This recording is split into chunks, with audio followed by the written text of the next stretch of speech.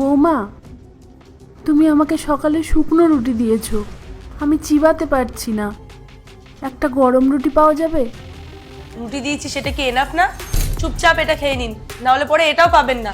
5 মাস ধরে আমাদের ঘাড়ে বোঝা হয়ে বসে আছেন। 3 ভাই মিলে যখন ডিসাইড করেই নিয়েছিলে যে উনি 4 মাস করে সবার কাছে থাকবে, তাহলে আজকে 5 মাস হয়ে গেল, উনি এখনো কেন এখানে পড়ে আছে? বাপের বাড়িও যেতে পারছি না এদের চক্করে। ভালো লাগছে না, মাথা খারাপ করে রেখে দিয়েছে। এটা করে দাও, ওটা করে দাও।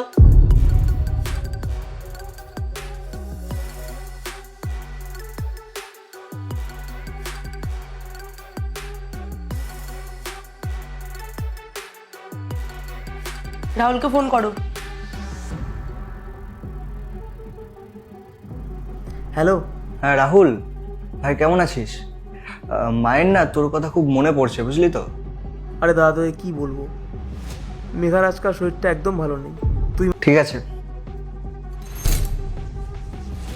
অন্য ভাইকে কল করো। হ্যালো। হ্যাঁ দাদা। আরে দাদা কি যে বলি না, এত কাজের প্রেশার চলছে না, কি বলবো। আর পরের সপ্তাহে তো ঈশিতার অপারেশন হবে, তো এই অবস্থায় আমি মাকে কি করে আনবো? ঠিক আছে। বাহানা দিচ্ছে সবাই। বাহানা তো দেবেই, তুমি তো আছোই না ওদের প্রিয় কাজের লোক। মা বাবা, আমারও তো কোনো ভাই বোন হওয়ার দরকার ছিল, নাহলে তো আমার মাথায় বড় একটা বোঝা চলে আসবে। কিসের বোঝা আসবে তোর মাথায়? তোমাদের দুজনের মা, বড় হয়ে যখন আমার বিয়ে হবে তখন তো তোমরা আমার সংসারে এসে উঠবে, আর তখন তো আমাকে তোমাদের একা সেবা করতে হবে। তখন তো আমারও এরকম সমস্যা হবে। যদি আমার ভাই বোন থাকতো তাহলে তো আমাকেও একা তোমাদের বুড়ো বয়সে ঝামেলা নিতে হতো না। এরকম বুড়ো বয়সে তোমাদের তো আমাকে রান্না করে খাওয়াতে হবে।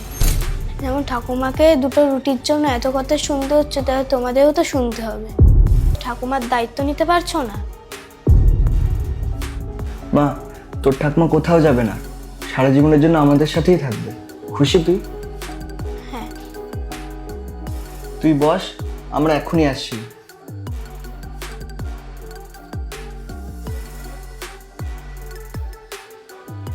মা প্লিজ মা, তুমি আমাদের ক্ষমা করে দাও। আমাদের অনেক বড় ভুল হয়ে গেছে। তুমি আর কোথাও যাবে না, তুমি সারা জীবন আমাদের সাথে থাকবে। আমরা সবাই মিলে তোমার সেবা যত্ন করব। না না, মা কখনো তার ছেলের উপর অভিমান করে থাকতে পারে নাকি? তুই যে তোর ভুলটা বুঝতে পেরেছিস, এটাই আমার কাছে যথেষ্ট। আমি তোমার জন্য গরম খাবার নিয়ে এসেছি না।